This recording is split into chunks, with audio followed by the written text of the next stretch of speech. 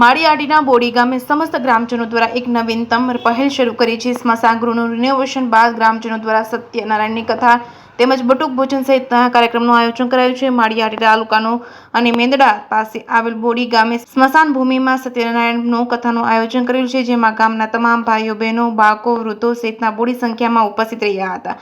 પ્રસાદ સાથે ગરમાગરમ વણેલા ગાંઠિયા તેમજ બટુક ભોજન ગ્રામજનોને નાસ્તાનું આયોજન કરવામાં આવ્યું હતું। આજના આ ટેકનોલોજીના સમયમાં લોકોમાં રહેલ અંધશ્રદ્ધા વહેમ કુરિવાજો જોવા મળી રહ્યા છે, ત્યારે તેનાથી લોકો દૂર રહે છે અને સ્મશાનને મહાદેવનું પવિત્ર સ્થાન સમજીને તેનો પણ સમયાંતરે વિકાસ થાય અને લોકોમાં આનંદ અને ખુશી છવાય તેવા હેતુથી લોકો સ્મશાન ગૃહની મુલાકાત લઈ બાળકો સાથે બેસી બાળકોને સમજણ આપે તેવા સંકલ્પ સાથે ગ્રામજનો આગેવાનો દ્વારા પ્રયાસ કરવામાં આવે છે। ત્યારે આ સંપૂર્ણ આયોજન ગામના યુવાનો દ્વારા સખત મહેનત કરી આયોજન કરવામાં આવેલ છે, જે એક ઉદાહરણ રૂપ સ્મશાન જોઈએ તો અન્ય ગામના લોકોને પ્રેરણા સ્ત્રોત મળી રહે તેવું એક ઉદાહરણ બેસાડવામાં આવેલ છે। જે કેસ ન્યૂઝ ગુજરાતી સાથે કમલેશ મહેતા, મેંદડા।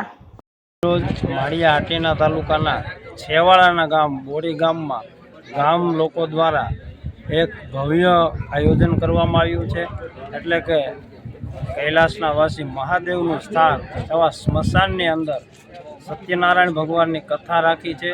તેમાં બહોળી સંખ્યામાં ગ્રામજનો ઉપસ્થિત રહ્યા, સાથે સાથે બહેનો પણ એટલા જ ઉપસ્થિત રહ્યા અને કથા પૂર્ણ થયા બાદ બધા ભાઈઓ અને બહેનોએ નાસ્તાનું પણ આયોજન કરેલ છે।